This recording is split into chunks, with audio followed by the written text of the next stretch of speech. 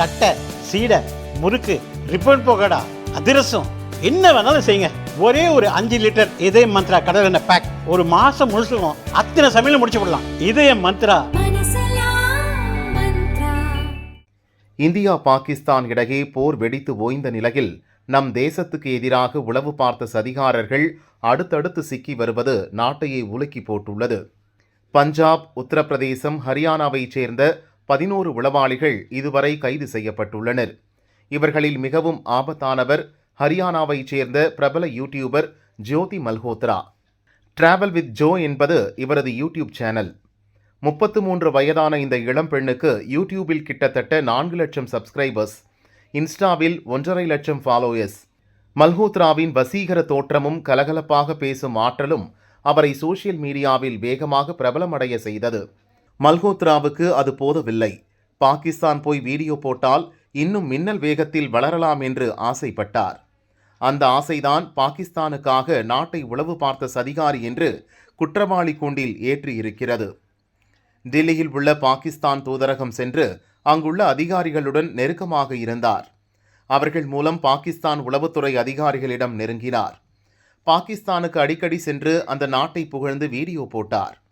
பின்னர் காஷ்மீர் போனார். சீனா, வங்கதேசத்துக்கும் சென்றார். மல்ஹோத்ராவின் இந்த பயணமும் பாகிஸ்தான் அதிகாரிகளுடனான தொடர்பும் நம் நாட்டை உளவு பார்த்து பாகிஸ்தானுக்கு சொன்னதற்கான சந்தேகத்தை கிளப்பியது. இப்படிதான் மல்ஹோத்ரா கைது செய்யப்பட்டார். கஸ்டடி விசாரணையில் இன்னும் பல திடுக்கிடும் தகவல்களை மல்ஹோத்ரா வெளியிட்டுள்ளார். அது பற்றி போலீஸ் என்ஐஏ வட்டாரம் என்ன சொல்கிறது என்பதை பார்க்கலாம்.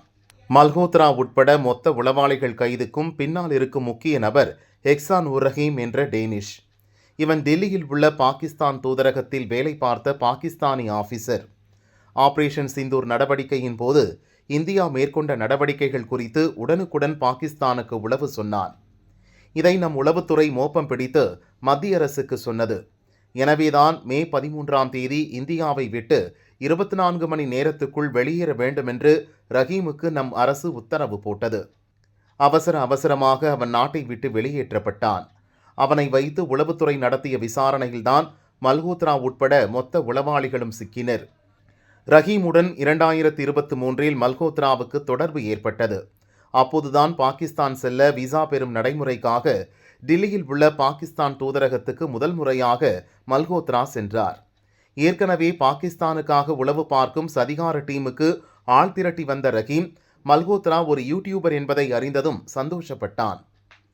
யூடியூபர் என்ற போர்வையில் மல்ஹோத்ராவை பல இடங்களுக்கு அனுப்பி பாகிஸ்தானுக்கு தேவையான தகவல்களை திரட்ட முடியும் என்று நம்பினார். கலகலப்பாக பேசிய மல்ஹோத்ராவுக்கு உடனடியாக விசா கிடைக்க ரஹீம் ஏற்பாடு செய்தான். அதோடு நிற்கவில்லை. பாகிஸ்தான் போனால் உங்களுக்கு தேவையான எல்லா ஏற்பாடுகளையும் செய்து தருகிறேன் என்று சொன்னான். வழிய வந்த உதவியை மறுக்காமல் மல்ஹோத்ராவும் ஏற்றுக்கொண்டார். அது பாகிஸ்தான் விரித்த சதிவலை என்று அவருக்கு அப்போது தெரியவில்லை. பாகிஸ்தான் செல்ல டிக்கெட் போட்ட மல்ஹோத்ராவுக்கு தங்கள் நாட்டின் உளவு அமைப்பான ISI அதிகாரிகள் அலிஹசன், ஷாகிர் உட்பட 3 பேரை ரஹீம் அறிமுகம் செய்து வைத்தான். அவர்கள் உளவுத்துறை அதிகாரிகள் என்பதை சொல்லவில்லை. தனது நண்பர்கள் என்று ரஹீம் நம்ப வைத்தான். பாகிஸ்தான் போனதும் மல்ஹோத்ராவுக்கு வேண்டிய எல்லா தேவைகளையும் அலிஹசன் செய்து கொடுத்தான். ரஹீமை போல அலிஹசனும் மல்ஹோத்ராவிடம் நெருங்கி பழகினான். இவர்கள் செய்த உதவியை பார்த்து சிலாகித்து போன மல்ஹோத்ரா பாகிஸ்தான் மீதும் பாகிஸ்தானியர்கள் மீதும் மிகுந்த பாசம் காட்ட ஆரம்பித்தார். மெல்ல மெல்ல ரஹீம் அலிஹசன் விரித்த வலையில் விழுந்தார். பின்னர் சதிகாரர்கள் கேட்ட எல்லா உளவு தகவல்களையும் திரட்டி அனுப்ப ஆரம்பித்திருக்கிறார் மல்ஹோத்ரா என்று நம் விசாரணை அமைப்புகள் கூறுகின்றன. மல்ஹோத்ராவிடமிருந்து 3 செல்போன், ஒரு லேப்டாப், ஒரு டைரி சிக்கியது. பாகிஸ்தான் மீது தனக்கு இருந்த பாசத்தை டைரியில் பொங்கி இருந்தார் மல்ஹோத்ரா. இந்தியா, பாகிஸ்தான் வேறு வேறு அல்ல, இரண்டும் ஒரே நாடுதான். இங்கு வசிப்பவர்களும் ஒரே இன மக்கள். எப்போதுதான் இந்த எல்லை பிரிவினை முடிவுக்கு வருமோ என்பது போல் மல்ஹோத்ரா எழுதியிருந்தார். பின்னர் செல்போன், லேப்டாப்பில் இருக்கும் ஆதாரங்களை விசாரணை அமைப்புகள் தோண்ட ஆரம்பித்தன. அதில் இன்னும் பல ஷாக்கான விஷயங்கள் வெளியே வர ஆரம்பித்திருக்கின்றன. பெஹல்காம் தாக்குதலுக்கு பிறகு இந்தியா மேற்கொண்ட ஆபரேஷன் சிந்தூர் பற்றி பல தகவல்களை ரஹீமுக்கும் பாகிஸ்தான் உளவுத்துறை அதிகாரிகளான அலிஹசன், ஷாகிர் உள்ளிட்டோருக்கும் தொடர்ச்சியாக மல்ஹோத்ரா அனுப்பி வைத்திருக்கிறார். இது தொடர்பாக அவரே இப்போது ஒப்புதல் வாக்குமூலம் அளித்திருக்கிறார். குறிப்பாக பாகிஸ்தானுக்கு எதிரான போரின் போது ராஜஸ்தான், பஞ்சாப் உள்ளிட்ட பகுதிகளில் எங்கு எங்கெல்லாம் இந்தியா மின்சாரத்தை துண்டித்தது என்பதையும், எந்தெந்த ஏரியாக்களிலெல்லாம் இராணுவத்தை முன்னோக்கி அனுப்பி வைத்திருக்கிறது என்பதையும் உடனுக்குடன் பாகிஸ்தானுக்கு அனுப்பி வந்திருக்கிறார் மல்ஹோத்ரா. நாட்டுக்காக இராணுவம் எல்லையில் சண்டை செய்து கொண்டிருந்த போது தேசத்துக்கு எதிராக இப்படி ஒரு படுபாதக செயலை மல்ஹோத்ரா செய்து கொண்டிருந்தார். அவரது வாட்ஸ்அப் சேட்டில் டெலிட் செய்த அம்சங்களை ரெக்கவர் செய்தபோது இந்த விஷயம் தெரிய வந்திருக்கிறது. அதேபோல் எப்படியாவது பாகிஸ்தானின் மருமகளாக ஆகிவிட வேண்டும் என்று மல்ஹோத்ரா துடித்தார். பாகிஸ்தான் உளவுத்துறை அதிகாரி அலி ஹசனிடம் அவர் மிகவும் நெருக்கமாக பழகி வந்திருக்கிறார். அடிக்கடி வாட்ஸ்அப்பில் சேட் செய்துள்ளார். ஒரு முறை மல்ஹோத்ராவை அலி ஹசன் வெகுவாக பாராட்டினார். அப்போது அவருக்கு ரிப்ளை கொடுத்த மல்ஹோத்ரா, எப்படியாவது என்னை பாகிஸ்தானில் திருமணம் செய்து வைத்து விடுங்கள் என்று மல்ஹோத்ரா கூறியுள்ளார். எந்த அளவுக்கு குருட்டுத்தனமாக பாகிஸ்தான் வலையில் மல்ஹோத்ரா சிக்கியிருந்தார் என்பதற்கு இந்த சேட் ஒரு உதாரணம் என்று விசாரணை அமைப்புகள் சொல்கின்றன. பெஹல்காம் சம்பவத்துக்கு முன்பும் பின்பும் பலமுறை நம் இராணுவ தளங்கள், விமானப்படை தளங்கள் தொடர்புடைய இடங்கள் பற்றியும் பல ரகசிய தகவல்களை மல்ஹோத்ரா பாகிஸ்தானுக்கு அனுப்பியிருக்கிறார் என்ற சந்தேகம் வலுவாக எழுந்துள்ளது. இது தொடர்பான ஆதாரத்தை திரட்டும் வேலையும் இப்போது நடக்கிறது. மல்ஹோத்ரா வசமிருந்த 3 போன்களில் ஒன்றை பாகிஸ்தான் அதிகாரிகளுக்கு என்றே மல்ஹோத்ரா பயன்படுத்தியிருக்கிறார். பாகிஸ்தான் அதிகாரிகளை தொடர்பு கொள்ள பயன்படுத்த வாட்ஸ்அப், டெலிகிராம் உள்ளிட்ட தளங்களை அந்த குறிப்பிட்ட நம்பரில் இருந்தே அவர் பயன்படுத்தியிருக்கிறார்.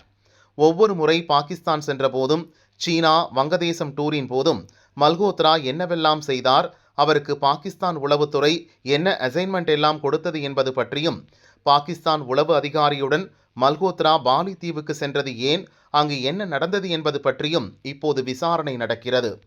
மல்ஹோத்ரா காஷ்மீர் சென்றதற்கும் அதை தொடர்ந்து நடந்த பெஹல்காம் தாக்குதலுக்கும் ஏதாவது ஒரு வகையில் தொடர்பு இருக்கிறதா என்பதையும் நம் உளவுத்துறை சல்லடை போட்டு வருகிறது. எல்லாவற்றுக்கும் மேல் மல்ஹோத்ரா தனது வருமானத்தை விட பல மடங்கு ரூபாயை செலவு செய்து வந்தார். மற்ற நாடுகளுக்கு செல்லும் போதெல்லாம் பிசினஸ் கிளாஸில் விமான பயணம், விலை உயர்ந்த ஹோட்டலில் ஸ்டே, அரிதாக கிடைக்கும் காஸ்ட்லியான உணவுகள், பணக்காரர்கள் செல்லும் இடங்களுக்கு டூர் என செல்வ செழிப்பான வாழ்க்கை வாழ்ந்து வந்தார் மல்ஹோத்ரா. தான் அணியும் உடைக்கும் சிறப்பு கவனம் செலுத்தி வந்தார். விலை உயர்ந்த ட்ரெடிஷனல் உடைகள், மாடலிங் துறையினர் அணிவது போன்ற விதவிதமான கவர்ச்சி உடைகள் என இடத்துக்கு ஏற்ப ஹோம்லியாகவும் கிளாமராகவும் மல்ஹோத்ரா வலம் வந்தார். அவருக்கு இவ்வளவு பணம் எங்கிருந்து வந்தது, யார் யார் அக்கவுண்டில் இருந்து பணம் விழுந்தது என்பதையும் இப்போது விசாரணை அமைப்புகள் தீவிரமாக விசாரித்து வருகின்றன. முதலில் என் மகள் எந்த தப்பும் செய்யவில்லை என்று சொன்ன மல்ஹோத்ராவின் அப்பாவும் பல்டி அடித்து விட்டார். எங்களிடம் டில்லி போகிறேன் என்றுதான் சொல்வாள், அவள் பாகிஸ்தான் போன விஷயம் எங்களுக்கு தெரியாது என்று மல்ஹோத்ராவை கை கழுவி விட்டார். எனவே மொத்த விசாரணையும் முடிந்தால்தான் மல்ஹோத்ரா செய்த எல்லா சதியும் வெளிச்சத்துக்கு வரும் என்கின்றன விசாரணை அமைப்புகள்.